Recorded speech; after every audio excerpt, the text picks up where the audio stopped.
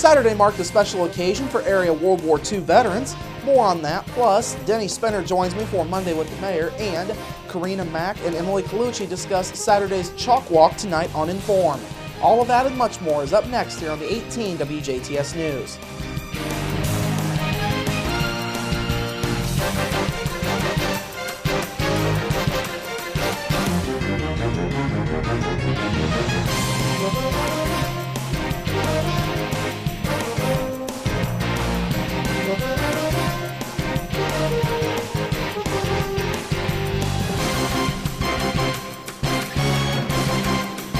Hello, I'm Bradford Raths. We begin with authorities arresting a Huntingburg man after he was involved in several fights and began threatening officers.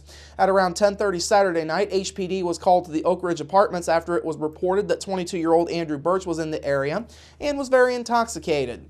When they arrived, officers found Birch in one of the apartments being extremely aggressive towards the other people who were there. Police say Birch had been in another fight prior to this and had suffered several lacerations and bruises. Birch refused medical treatment and then left the area.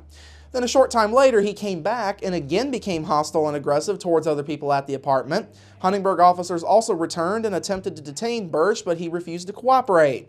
Police tased Birch twice, but he continued to struggle until officers tackled him and took him into custody as he continued to resist. At this point, Memorial Hospital EMS was called to take Birch to the hospital for treatment. Birch made several threats against officers, hospital staff, and their families while he was being treated. Birch was then taken to the Du Bois County Security Center, and he's charged with level 6 felonies for intimidation and battery on a police officer. He also faces a Class B misdemeanor for disorderly conduct and a Class A misdemeanor for resisting law enforcement. Meanwhile, a Jasper man involved in a fight at JR's bar Saturday night also had to be tased before he was arrested. Just before 10:40 p.m. Saturday, JPD were called about this fight. When they arrived, police say 31-year-old Michael Ortega ran away from the bar shirtless, and an officer chased after him. The officer caught up with Ortega on the railroad tracks northwest of JR's, and a fight ensued where he was injured. Ortega did not stop fighting even after other officers rushed to the area and tased him. After being put into handcuffs, Ortega spit in a Jasper police officer's face and continued to be belligerent with officers and Memorial Hospital personnel after he was taken there. Ortega was booked into the Du Bois County Security Center, and he's charged with a level 6 felony for battery on a public safety officer and level 5 felonies for battery by bodily waste. Ortega is also charged with a Class B misdemeanor for disorderly conduct and a pair of Class A misdemeanors for battery resulting in injury, along with a pair of Class A misdemeanors for resisting law enforcement. Saturday was a day and a night to remember for many World War II veterans from across southern Indiana. The second honor flight of Southern Indiana Flight took off from the Evansville Regional Airport en route to Washington, D.C. early on Saturday to tour national war memorials and be recognized for their service on behalf of America's freedom. Pat O'Keefe with the Southern Indiana Leatherneck Detachment of the Marine Corps League was on hand to see the veterans off Saturday morning. O'Keefe says there was a lot of anticipation in the air prior to takeoff. It's 5 o'clock in the morning. And these guys are ready to go to D.C. and see this stuff and get on this flight. Most of them, it's the first time they've ever flown. It's the first time most of them have had the opportunity to go to Washington, and it was just phenomenal. Now, 70 veterans in all took part in Saturday's flight, including a dozen from Du Bois and Spencer counties. The average age of the veterans aboard the flight was 92 years old. The youngest veteran was 88. Saturday night, the veterans returned to the hero's welcome that many did not get upon returning to the U.S. after World War II ended. Honor Flight of Southern Indiana estimates that at least 3,000 people showed up Saturday night for the homecoming, which featured music, the Kissing Girls, and many American flags.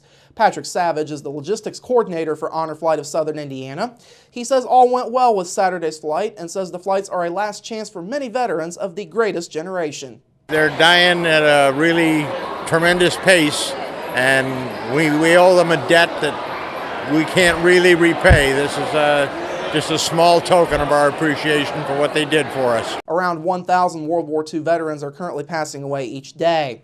Meanwhile, O'Keefe, an Air Force veteran who served in Vietnam in 1968 and 69, says honoring the greatest generation has become part of his life's work.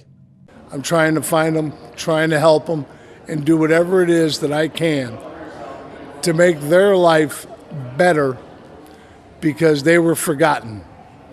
All of our veterans have been forgotten. and we need to step up to the plate and thank them. Now, Honor Flight of Southern Indiana had its first flight to Washington, D.C. in October of 2014. The flight began as an extension of the Indy Honor Flight, but soon grew enough to warrant a Southern Indiana hub, which is based at the Evansville Regional Airport. O'Keefe says the next Honor Flight is set for October. The Spencer County Tourism Commission has announced 4 local entities will receive tourism promotion grants this year. A total of $3,750 will be awarded to support tourism efforts in the county. Applicants who will receive grant dollars include America's Christmas Hometown, Scenic Lincoln Way, the Town of Santa Claus, and the Spencer County Fair. Activities to be supported will include additional advertising for Santa Claus Christmas celebration events, establishing a website for Scenic Lincoln Way, multi-use transportation routes through Santa Claus, and advertising at the Spencer County Fair. Of course, Spencer County is home to nationally known attractions like Holiday World and Splash and Safari, Lake Rudolph Campground, and Lincoln's Indiana Boyhood Home with national and state parks.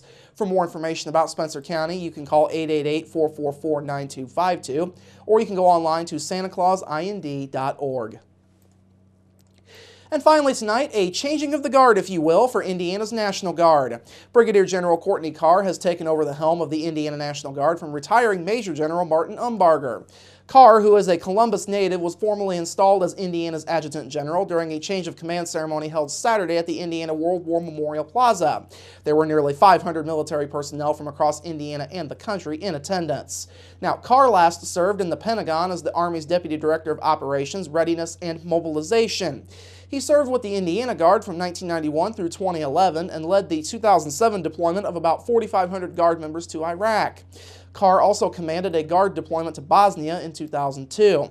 Now, Umbarger, who was appointed by former Governor Joe Kernan in 2004, served 11 years as Indiana's top military commander. His service with the Guard extended over 42 years. All right, coming up after the break, Denny Spinner is next for Monday with the Mayor, and later, more on this Saturday's Chalk Walk in downtown Jasper. We're back after this.